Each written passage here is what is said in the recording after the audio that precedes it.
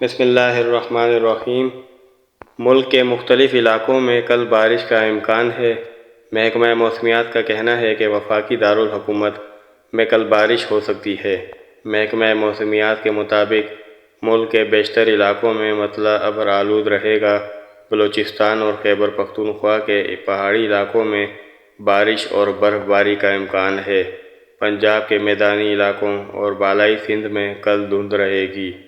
دوسری جانب 9 جنوری کو مری اور گردنواہ میں موسم سرما کی پہلی برف باری متوقع ہے۔ پروونشل ڈیزاسٹر مینجمنٹ اتھارٹی نے 9 جنوری کو مری اور گردنواہ میں موسم سرما کی پہلی برف باری کی پیش گوئی کی ہے۔